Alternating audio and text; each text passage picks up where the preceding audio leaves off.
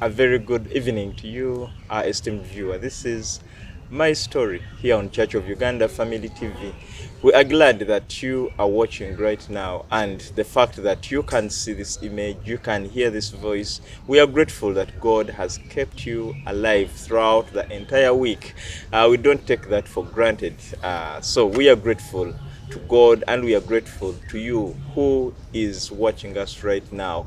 Now, My Story is a program only on Church of Uganda Family TV, exclusively bringing you people who have stories to tell, who have testimonies to tell. You too have a story, but sometimes you may think your story is not worthy, not until you listen to other people's stories. Or sometimes you think you are going through the hardest situations and probably you've lost focus, you've lost hope. Not until you hear those other people's stories, then you will be able to know that, so mine is not yet the end. Today we are blessed to have one of those young, enthusiastic, energetic preachers of this nation. We are grateful that God called him and has bestowed unto him the glory to minister unto his people. Now, those who have gone through the gates of Uganda Matters Seminary in Namugongo could be knowing him, but also everyone else out there. Probably you might have heard him preach, you might have seen him speak on a platform, but you've never heard about his story. Today we have him. Join me as we welcome the one, Reverend Grace Joram Kavuma, who is the Assistant Vicar here at Uganda Matters Church of Uganda, Namugongo. Reverend, it's a pleasure having you this evening, and we are excited to hear your story. But we shall first greet those people, and then we get into our story later. Thank you so much, brother. Yes. My dear friends, I'm Reverend Grace Joram Kavuma, the Assistant Vicar, Namugongo Matters Church. I greet you all in the name of Jesus Christ, our living hope of glory. I thank God for this opportunity that has come to me to share my story. It's not a long one. You see my age, but then nevertheless, we thank God for the little details that He adds into our lives, such that we use them to strengthen and encourage our brothers and sisters out there. When you said it is not long, I was a little afraid. But then I remember that even in that at that age, the story is still long. Yes. It is a long way. But we want to get back to the young Joram Kavuma. Where was he born, when, and how? Yeah, so I was born in Mubende, but then my understanding of life, I started to understand whatever was going on. We were in Mityana. So most of what I know about my growing up is mainly in Mityana. Okay. The little I remember about the life in Mubende was just told to me. But what I can share about myself that I know, and it's not in a story told by another person, it is actually in Mityana. That's where I grew up from. I'm blessed to be the first son of Bishop Michael Lubowa and Mrs. Jennifer Lubowa. We took a lot of time in Mityana before coming here, but my growing up, I've grown up in a humble family. It's a humble background that I have. I don't know if there is something in particular that you want me to share. No, we start from childhood life as it was. You say it was a humble, but we want to get into that humble family, especially in the house of a clergy. My father was not initially a clergy. He was a businessman. He came into ministry at a later stage, but briefly, when the time was there, when he was a clergyman, he used to serve in Central Uganda Diocese, and he used to come only sometimes over the weekend, or sometimes 1 or 2 days during the week. And I remember when we were still growing, ministry was quite tough for him. By then, the many cars that we steal today were not yet there. He used to, I remember that time, those motorbikes were there, they were called the Hondas. So he used to be on a Honda from Mityana to Central Uganda, from Central Uganda to Mityana. And I remember one thing, he used to carry for us bananas from Central Uganda. And because the situation was quite tough, we used to feed on those bananas until they are finished, minding less whether they are ripe or not. You have to feed on them until they are done.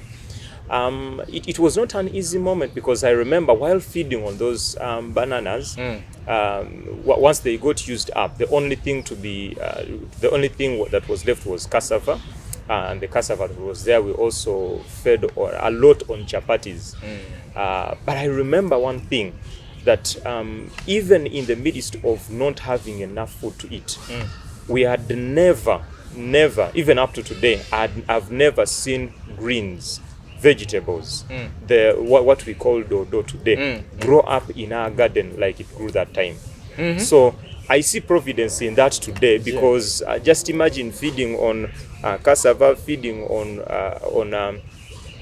chapati for long, night and day. The kind of constipation that you would struggle, but then God providentially works out by having enough dodo in the garden.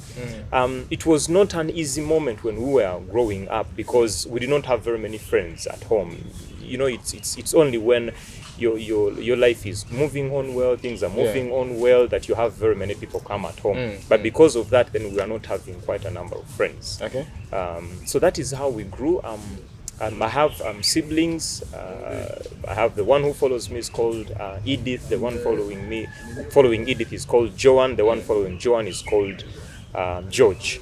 But I'm also married. But that story will also we shall get to that story later on. Yes. You've talked about all this life in Mityana as you were growing up, and by your understanding time, was Bishop already a clergy, or was still a businessman? So it was only when I was about to complete my primary school that he went into ministry. Yeah, before that he was in business. He was so good when it comes to knowing how to deal with coffee.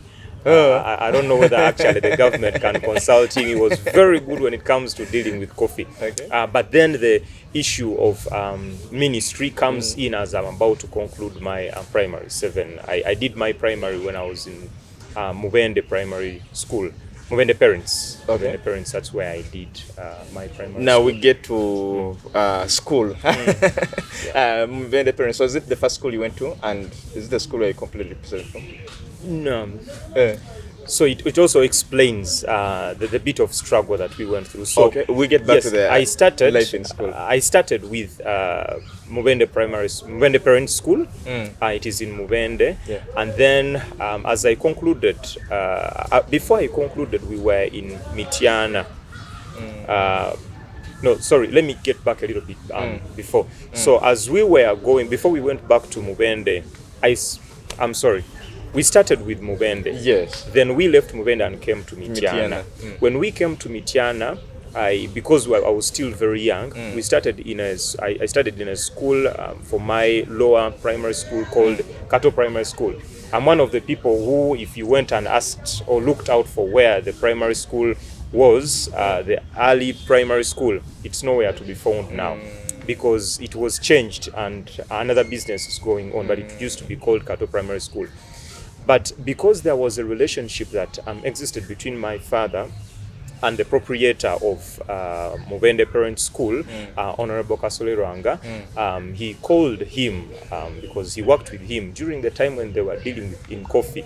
So he called him and he told him, no, you can bring your son and let them be the pioneers of Mubende Parents School. So we went back to Mubende Parents School, not staying in Mubende, but just going back for studying, but home is in Mityana. So we went through Mubende as we were about in primary 5. struggles came in because finances were not there. I remember going to a school called JJ. I remember going to a school called St. Matia Mulumba. I remember going to Mitiana Junior School.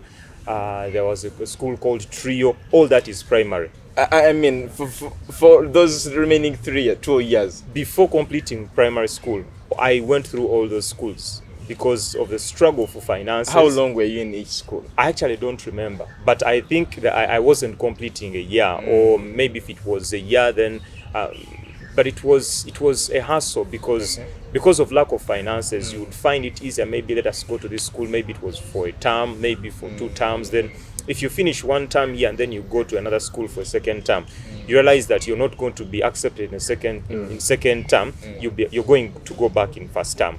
So that is how we struggle through. In only one level of primary, I went to about 6 schools. So that is how challenging it was. So, when you complete P7 eventually, which school did you complete P7 from?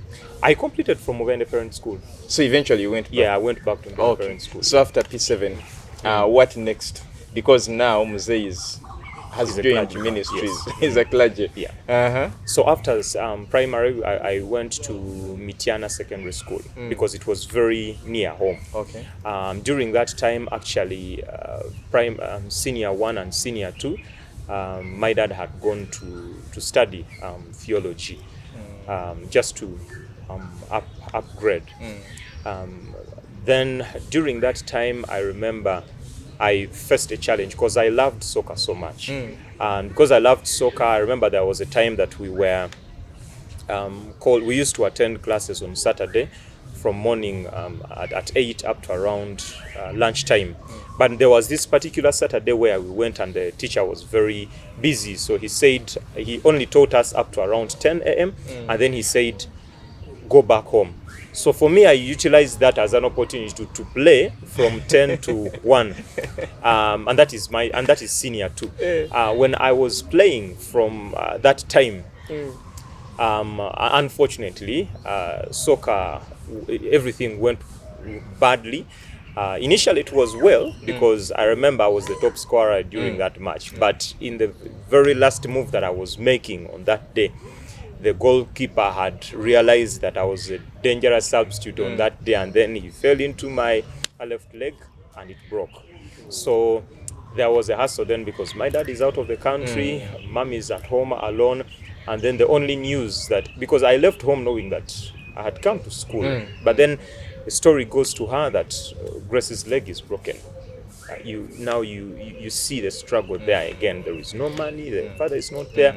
Now we are going to need to find money to go to the hospital. But still now, even up to that moment now, after going to school, after breaking my leg, we went to Mitiana Hospital.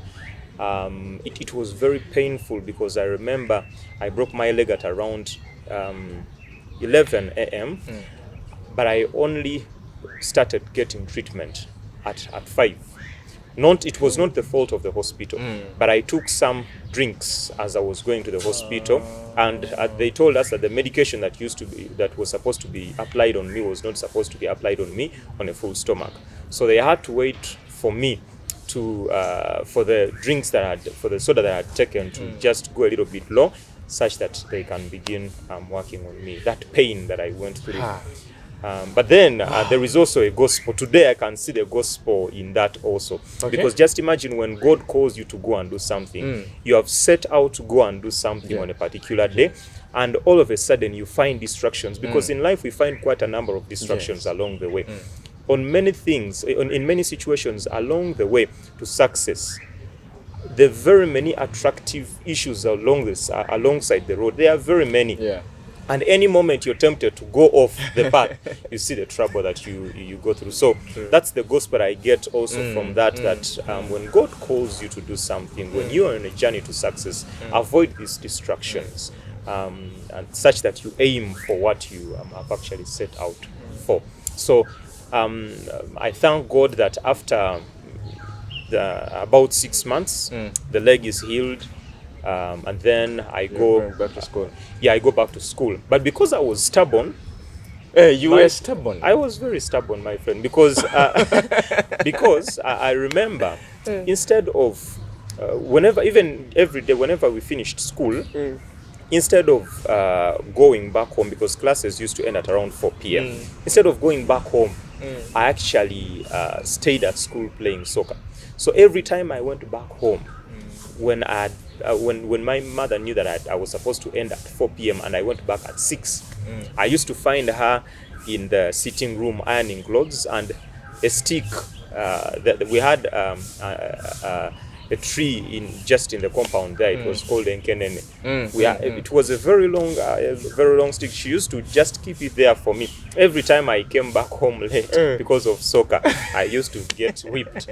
And I remember this time, I think it was the first one before I changed school to another one in secondary.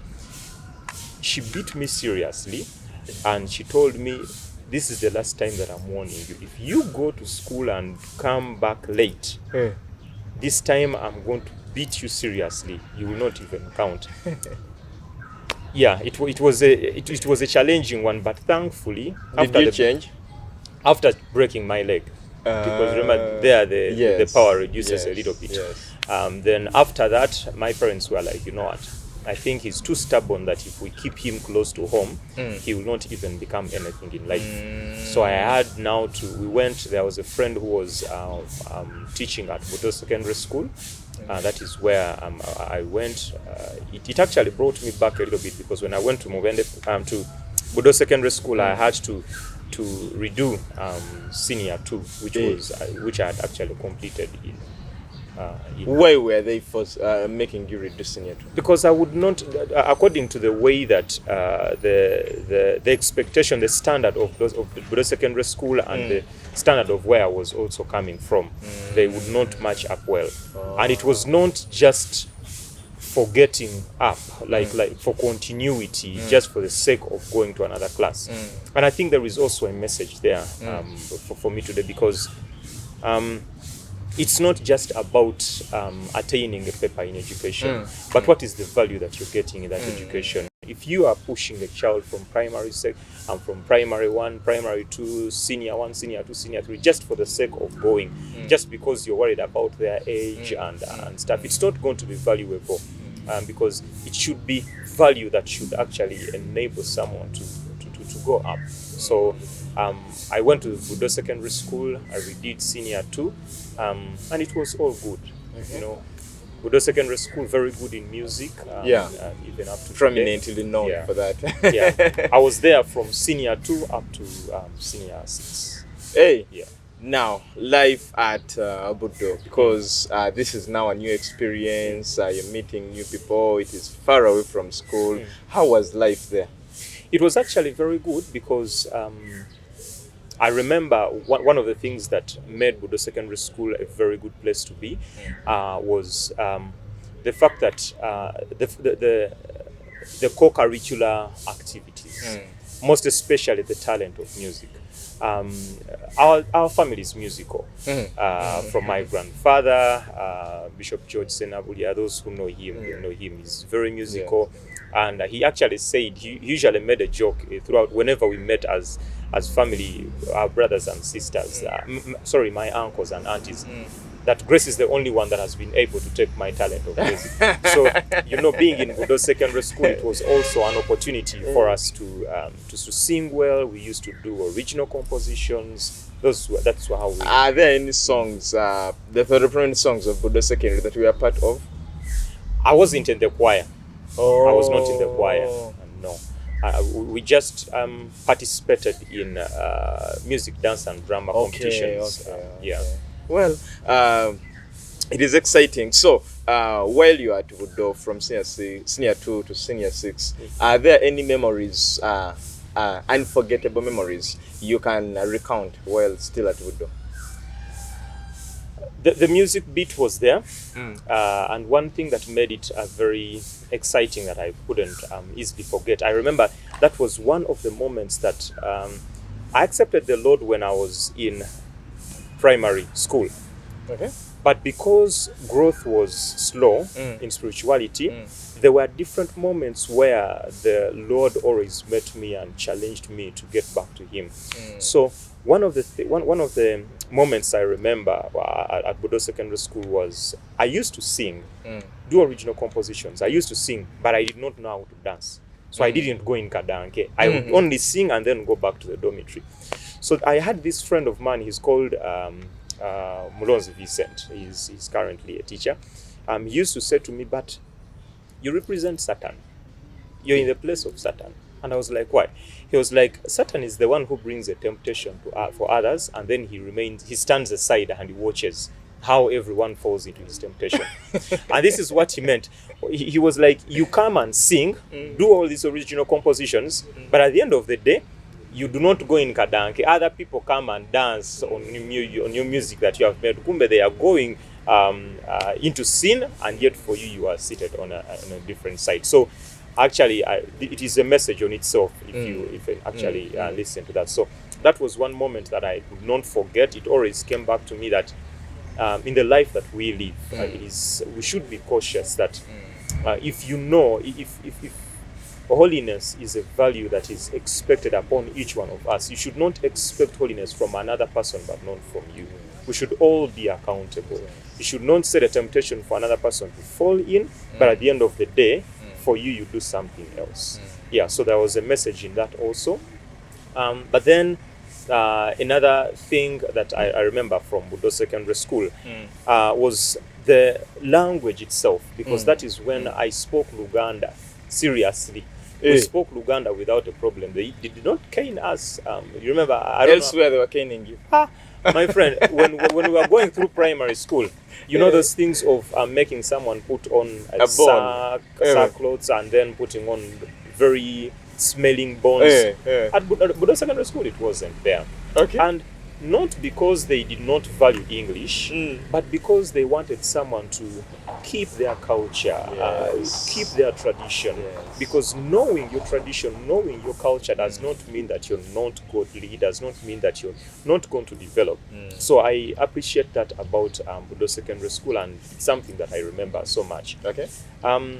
Even some, I also remember there was favor that I had, because much as I was sometimes, because I was actually shy, I feared so much to stand out in the public, leave alone now where I'm a clergy, you stand before congregations. And back in the day, I wasn't easily finding that, because I wasn't a first-class student. No, I wasn't a first-class student, so I was always in the background.